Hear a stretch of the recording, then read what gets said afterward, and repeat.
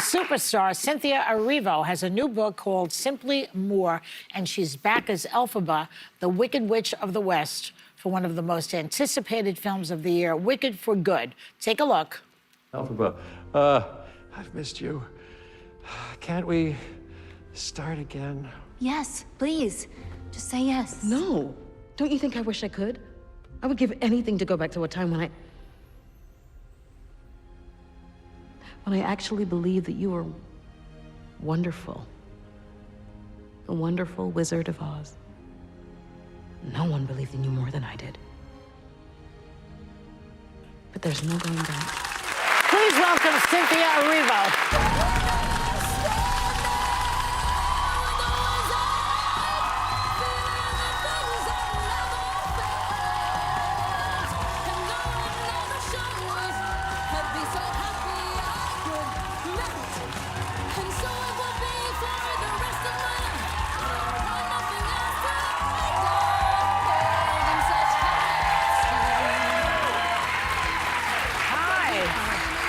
A girl who carries her own water around. Thank you very much. Little tea. Get your voice. Gotta protect the voice. It's so great to have you here. You know, Wicked is now the highest grossing stage musical film adaptation of all time. Yeah.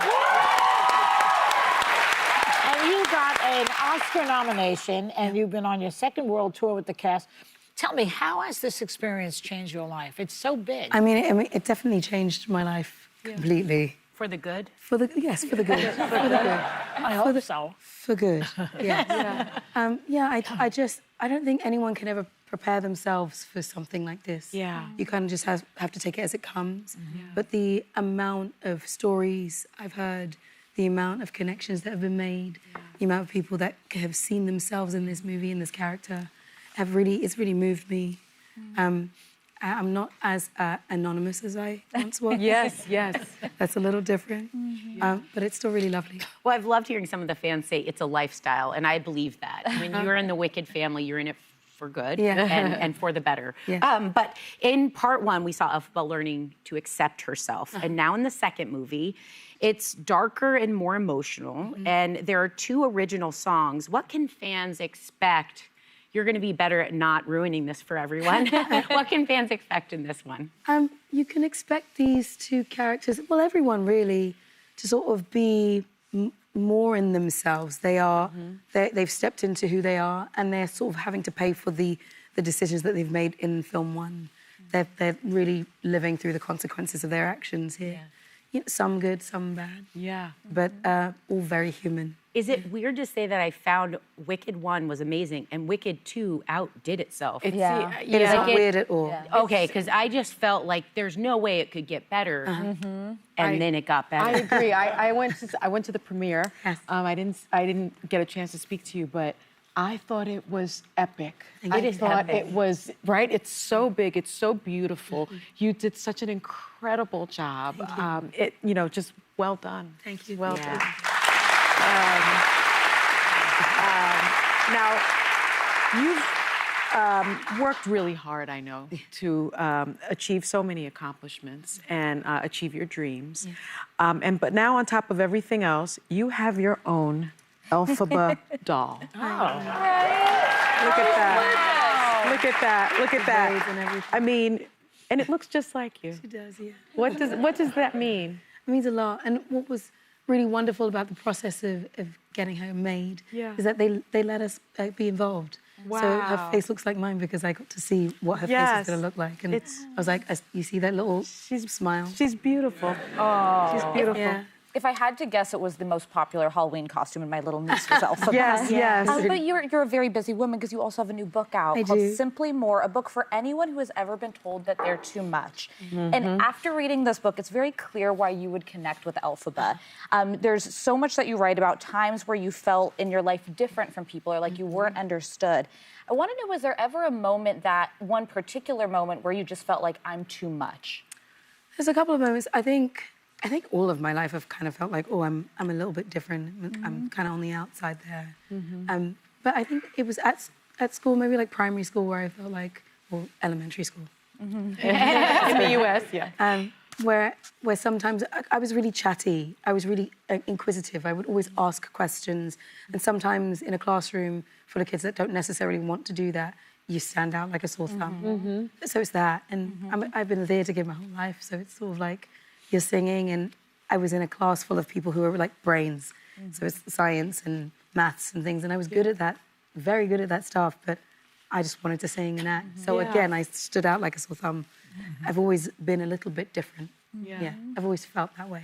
And that's worked for you. I think it's good. Magnificent. It's worked pretty well for you. She's killing it. So, Cynthia, I read that your mom raised you and your sister as a single mom after your father left when you were 16 years old. Yes. There's your lovely mother. Hey, Mom. And you open up about this in the book. Yes. So you're right now that you can now see that in some ways his leaving was a gift. Yeah. That is a very interesting statement. Can you tell me what you mean by that? Because I don't know where my life would be if he was still in it. And it's in a very good place right now. Yeah. I'd say that. And, you know, and a lot of the good things that have come from the hardships that I've been through. Yeah. They've taught me a lot. And also, I think I just understand that every human is put on the earth to do what they're supposed to do. Maybe his job was not to raise me. Maybe my mum's job was to raise me. Maybe his job was just to get me on the earth, right? Wow. And that is enough.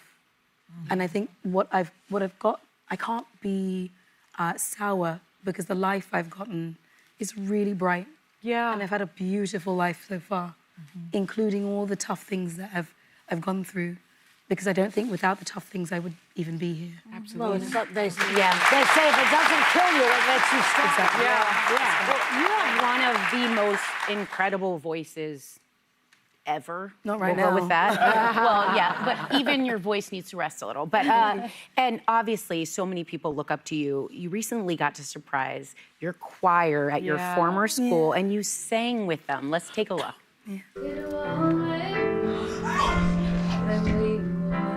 Meet again in this lifetime. So let me say before we part, who can say if I've been changed for the better? I do believe I have been changed for the better. And because I knew you, because I knew you, because I knew you, I have been changed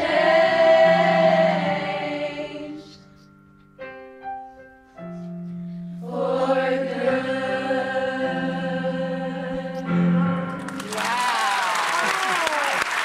I'm even crying. That's beautiful. When you look at that, knowing you were once that student with such big ideas, feeling a little different, but what kind of impact does that have as you stand on the other side of your own story? I wasn't going to do this. It's beautiful. That day meant a lot. I hadn't been back to school for 20 years. So to walk into that room and see all those kids who have their dreams ahead of them, it just reminded me that it's a good thing to keep reminding them that those things are possible. Yeah. Because I really was that kid in that uniform, yeah. in that room, singing those songs, hoping one day I get to do what I'm doing now.